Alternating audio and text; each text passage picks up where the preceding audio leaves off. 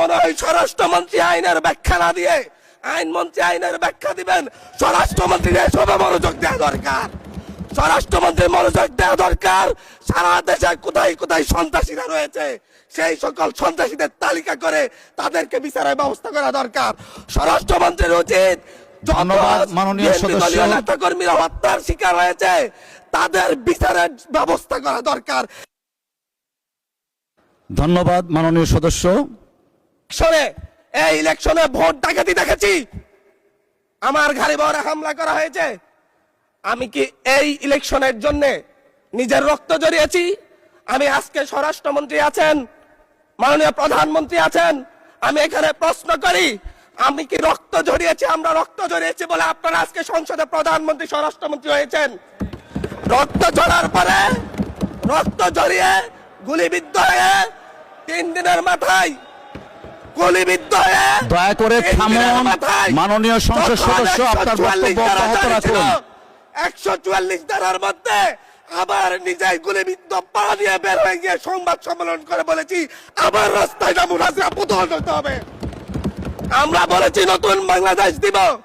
আমরা নতুন বাংলাদেশ আবার প্রতারণার রাজনীতি দেখতে চাই না, প্রবঞ্চনার রাজনীতি দেখতে চাই না। যেই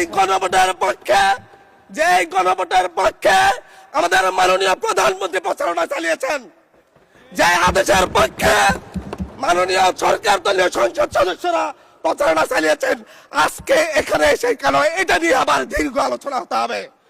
আমরা 90-এর গণঅভ্যুত্থানের কথা বলে যাই নাই। 3 জোটের রূপরেখা হয়েছে, বাংলাদেশ গণতান্ত্রিক ভাবে উত্তীর্ণ হবে কথা দেওয়া হয়েছিল, কিন্তু 94 সালের মাগুরার নির্বাচন কারা আয়োজন করেছিল? কারা 94 সালে মাগুরার নির্বাচন আয়োজন করেছিল? আজকে আবার এই সংসদে দাঁড়িয়ে আবার এমন একটা ব্যবস্থা নিয়ে যাচ্ছেন, আরেকবার যে মাগুরার নির্বাচন আয়োজন করবেন না এর নিশ্চয়তা কে দিবে? এর নিশ্চয়তা কে দিবে?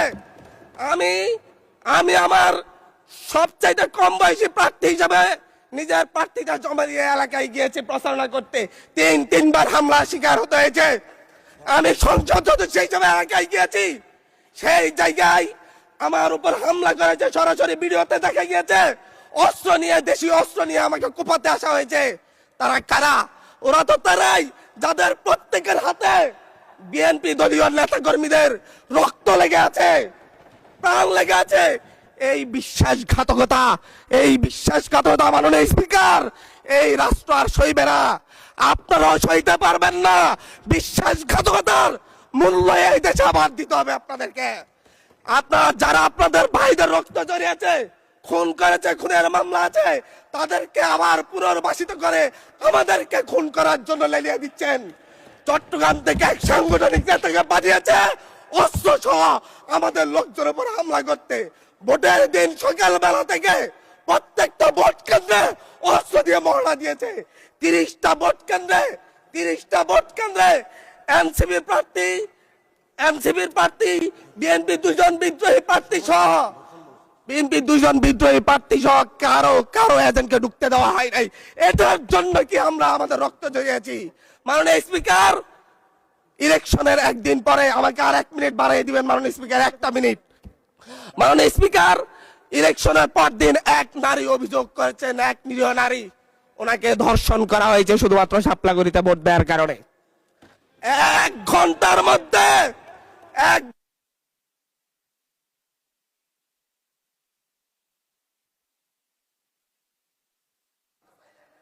ধন্যবাদ মাননীয় সংসদ।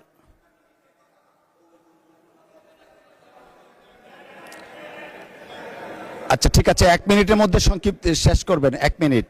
মাননীয় স্পিকার, একজন ভুক্তভোগী নারী অভিযোগ করেছে ওনাকে ধর্ষণ করা হয়েছে শাপলাগড়িতে ভোট দেওয়ার কারণে। সার্কেল এসপি 1 ঘন্টার মধ্যে বলেছে এই ধরনের কোনো ঘটনা ঘটে নাই। আজকে 42 দিন পার হয়েছে, এখনো ডিএনএ রিপোর্ট আসে নাই। মামলা নিতে 3 দিন দেরি হয়েছে। সিভিল সার্জন অফিস তদন্ত কমিটি করে দিয়েছে, তদন্ত কমিটির রিপোর্ট জমা দিয়েছে, ভুক্তভোগী নারী জানে না তার তদন্ত রিপোর্ট কি এসেছে। এই ভয়াবহ পরিবেশ তৈরি কারা করছে? আমার মনে হয় স্বরাষ্ট্রমন্ত্রী আইনের ব্যাখ্যা না দিয়ে আইনমন্ত্রী আইনের ব্যাখ্যা দিবেন। স্বরাষ্ট্রমন্ত্রীর এসবে মনোযোগ দেওয়া দরকার। স্বরাষ্ট্রমন্ত্রী মনোযোগ দেওয়া দরকার। সারা দেশে কোথায় কোথায় সন্ত্রাসীরা রয়েছে সেই সকল সন্ত্রাসীদের তালিকা করে তাদেরকে বিচারের ব্যবস্থা করা দরকার। স্বরাষ্ট্রমন্ত্রীর উচিত ধন্যবাদ মাননীয় সদস্য। নেতা কর্মীরা হত্যার শিকার হয়েছে তাদের বিচারের ব্যবস্থা করা দরকার। ধন্যবাদ মাননীয় সদস্য।